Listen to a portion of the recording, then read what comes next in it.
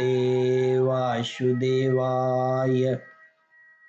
श्रद्धालु भक्तों, श्रीमद्भागवत महापुराण के 10वें स्कंद के उत्तरार्ध के 60वां अध्याय के अंतर्गत श्री कृष्ण रुक्मिणी संवाद का प्रस्तुतिकरण करूंगा।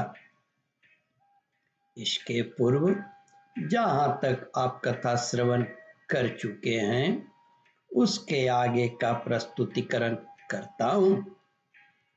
रुक्मिणी जी ने कहा, कमल नयन, जगत में जीव के लिए जितने भी वांछनीय पदार्थ हैं, धर्म, अर्थ, काम, मोक्ष, उन सब के रूप में आप ही प्रकट हैं। आप समस्त वृत्तियों, प्रवृत्तियों, साधनों, सिद्धियों और साध्यों के फल स्वरूप हैं। विचारशील पुरुष आपको प्राप्त करने के लिए सब कुछ छोड़ देते हैं। भगवान उन्हीं विवेकी पुरुषों का आपके साथ संबंध होना चाहिए।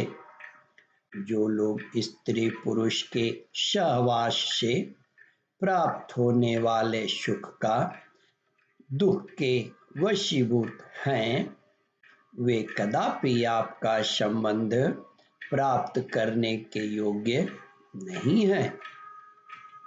यह ठीक है कि भिक्षुकों ने आपकी प्रशंसा की है, परंतु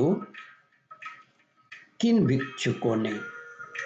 उन परम शांत सन्यासी महात्माओं ने आपकी महिमा और प्रभाव के द्वारा वर्णन किया है, जिन्होंने अपराधी से अपराधी व्यक्ति को भी दंड न देने का निश्चय कर लिया है।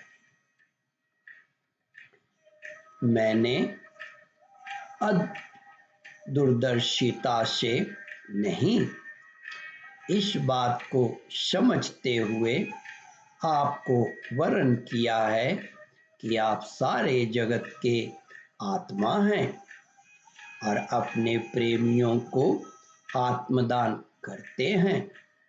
मैं जानबूझकर उन ब्राह्मण और देवराज इंद्र, मैं जानबूझकर उन ब्रह्मा और देवराज इंद्र आदि का भी इसलिए परित्याग कर दिया कि आपकी भवों के इशारे से पैदा होने वाला काल अपने वेग से ही उनकी आशा अभिलाषाओं पर पानी फेर देता है। फिर दूसरों की शिशुपाल, दंतवक्त्र या जरासंध की तो बात ही क्या है। सर्वेश्वर आर्यपुत्र, आपकी यह बात किसी प्रकार युक्ति संगत नहीं मालूम होती कि आप राजाओं से भयभीत होकर समुद्र में बसे हैं, क्योंकि आपने केवल अपने सारंग धनुष के टंकार से मेरे विवाह के समय आए हुए समस्त राजाओं को भगाकर अपने चरणों में समर्पित मुझ दासी को उसी प्रकार हर कर लिए, मुझ दासी को उसी प्रकार हरण कर लिए जैसे सिंह अपनी कर्कश ध्वनि से वन पशुओं को भगाकर अपना भाग ले आवे।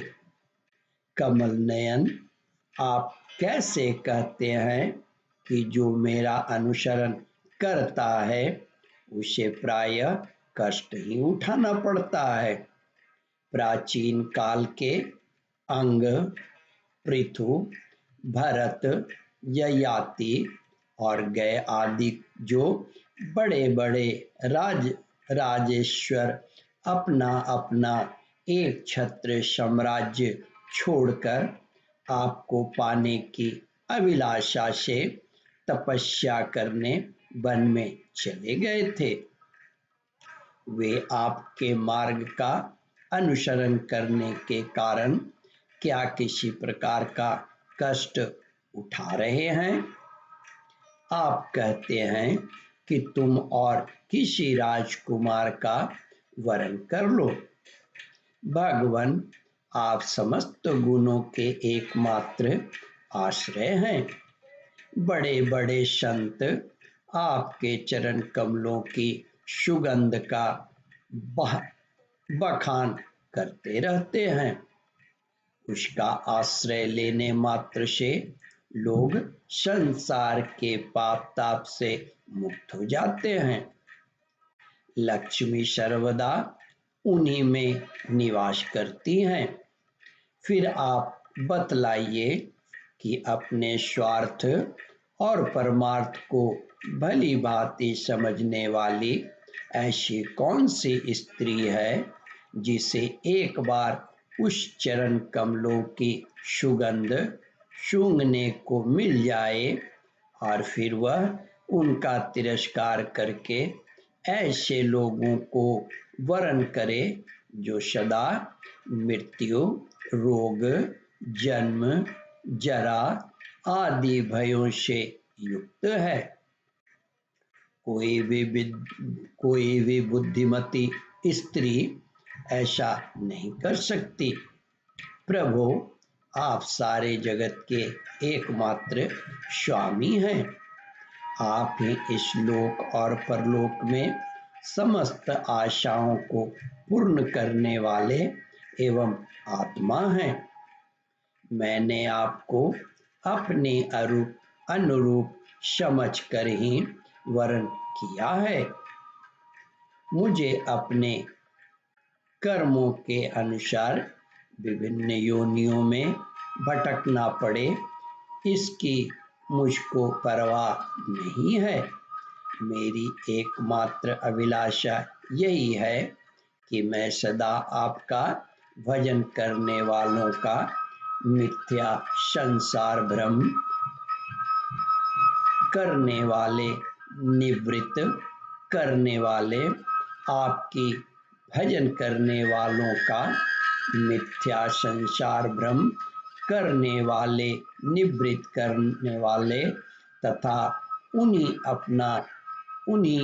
अपना स्वरूप तक दे डालने वाले आप परमेश्वर के चरणों की शरण में रहूं। ओम परमात्मने नमः। श्रद्धालु भक्तों, इस कथा को ध्यान पूर्वक श्रवण, मनन और इसका चिंतन करें। इस कथामृत का रसास्वादन अपने बंधु बांधवों को भी करावे। इस वीडियो को शेयर और सब्सक्राइब करें। ओम परमात्मने नमः।